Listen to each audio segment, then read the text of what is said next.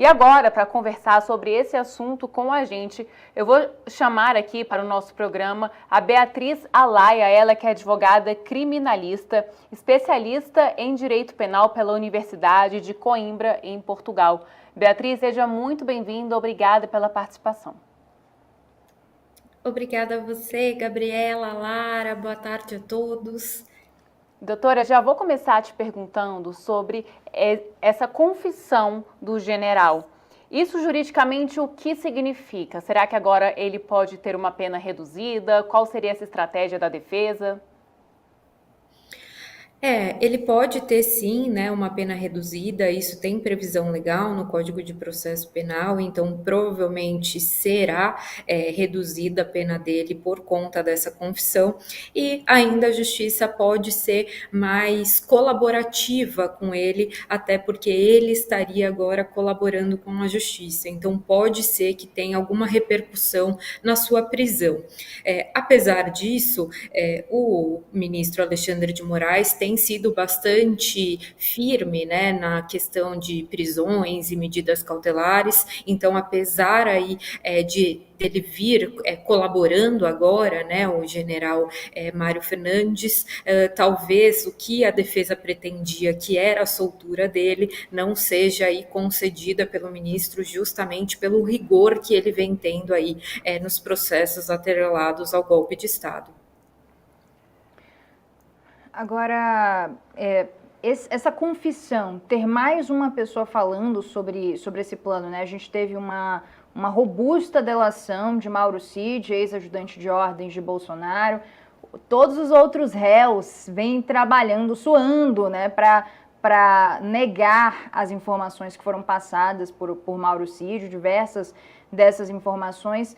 Ter mais uma pessoa importante nesse caso, como o general Mário Fernandes, afirmando que de fato houve um plano para matar Lula, Alckmin e Moraes, dificulta ainda mais a vida de Bolsonaro. Claro que a gente tem 31 réus nessa história, né? Mas o mais célebre deles é o ex-presidente, afinal, era presidente à época. Então é de fato quem a gente mais se pergunta, né, o que pode acontecer, como é que a defesa vai trabalhar, quem a imprensa mais se debruça sobre. Então, essa nova confissão de que realmente houve, inclusive a confissão de que ele foi o autor, né, Mário Fernandes, ele assumindo não só havia o plano, como eu estou dizendo isso porque eu fui o autor desse plano.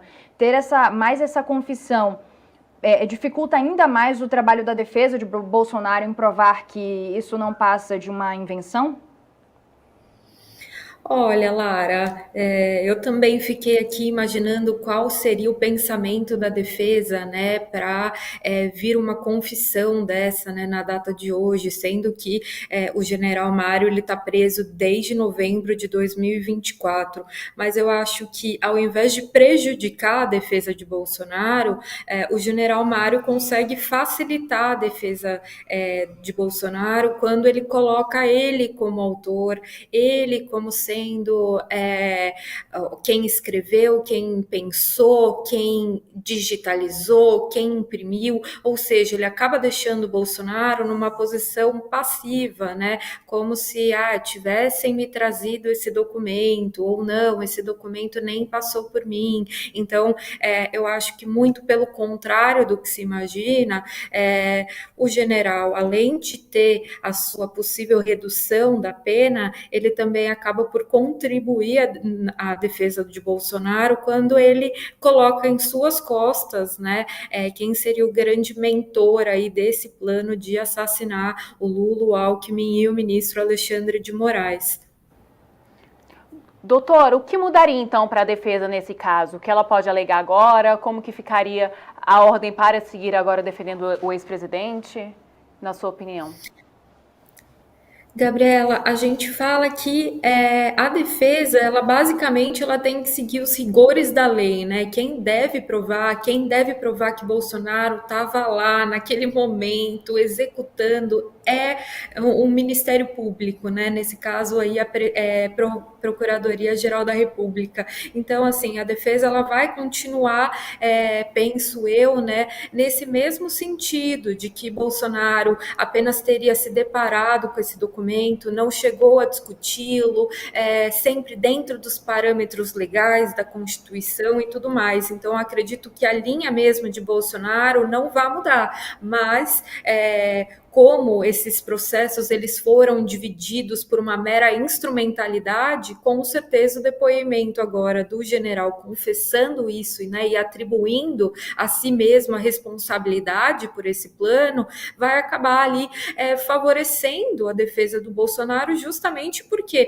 não daria para si decidir que ele é o autor principal, ele, quando eu digo, é o general Mário Fernandes, e ao mesmo tempo o autor seria Bolsonaro. Então, sempre temos que ter uma autoria imediata e uma mediata até para fins de cálculo da pena. E nesse sentido, Bolsonaro se beneficiaria aí, né, a sua defesa beneficiaria por rebote desses esclarecimentos aí, dessa confissão que surgiu na data de hoje. Agora, doutora Beatriz, hoje a gente teve uma fala muito incisiva do presidente Lula durante um evento oficial sobre esse tema, né? Justamente um dia depois, horas depois, na verdade, porque foi ontem à noite que Mário Fernandes confessou, e hoje pela manhã Lula deu declarações, não citando o Mário Fernandes, mas citando o próprio Bolsonaro e atrelando. A gente vai, pessoal, passar até esse trecho aqui um pouco mais tarde, porque ele fala sobre esse assunto, mas também liga, né, ao tarifaço, e a gente vai falar sobre tarifaço aqui no programa, e nesse momento a gente vai passar essa fala de Lula na íntegra. Mas ele diz o seguinte, doutora Beatriz, que Bolsonaro arquitetou um plano para matá-lo. Ele, ao invés de ligar ao general Mário Fernandes essa confissão, ele atrela diretamente a Bolsonaro, como se o general tivesse confessado que foi Bolsonaro quem arquitetou o plano e é ele que é o autor desse plano para matá-lo, matar a Alckmin e também ao ministro do STF, Alexandre de Moraes. Bolsonaro pode cobrar Lula juridicamente por essas falas? Olha, até pode, eu não sei o quanto que isso seria efetivo, né? Porque Lula jogou palavras ao vento, porque até então, apesar, né, de Bolsonaro ser o grande aí nome dessas acusações, pelo menos, né, com essa confissão, não se tem ali uma repartição das responsabilidades penais, né? O general ele teria assumido unicamente aí essa elaboração do plano. Então, até pode, existem instrumentos para isso, né? Você pode entrar aí com medidas judiciais cabíveis, mas fica aí até numa prerrogativa de Lula de se explicar ou não, a depender da medida judicial que for intentada. Não vejo aí muita efetividade nessa medida.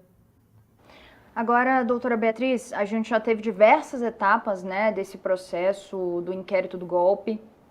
São 4 núcleos, todos esses já passaram pelas etapas de oitivas das testemunhas de acusação, testemunhas de defesa, também já passaram pelos interrogatórios, né? Ontem foi então finalizada essa rodada de interrogatórios com todos os núcleos. Quais são os próximos passos a partir de agora? Bom, finalizado o interrogatório é o que a gente chama de finalizada a instrução processual, né? A partir de agora, até pode ter um prazo para as defesas apresentarem diligências complementares, ou seja, pedidos ali de expedição de ofícios, de novos depoimentos, mas que tenham surgido, cujos fatos tenham surgido ali durante a instrução processual. Se não tiver essas diligências complementares, os autos seguem para a Procuradoria-Geral da República para apresentar alegações finais. Passado esse prazo para a PGR apresentar alegações finais, abre-se o prazo das defesas apresentarem, por sua vez, as suas últimas alegações antes da sentença. Essa sentença provavelmente vai sair, né, até o andamento aí dos processos do 8 de janeiro, deve sair ainda esse ano, e a partir disso, né, a gente vai ter conhecimento se essas pessoas aí desses núcleos principais serão ou não condenadas por esses fatos da tentativa de golpe. E doutora, será que essa confissão do general pode mudar muita coisa a partir de agora? Foi um ponto muito importante, essencial. Por exemplo, a defesa, como a senhora disse, a defesa de Bolsonaro pode se beneficiar quanto a isso. Mas será que é um ponto realmente crucial? Qual é a sua análise quanto a isso?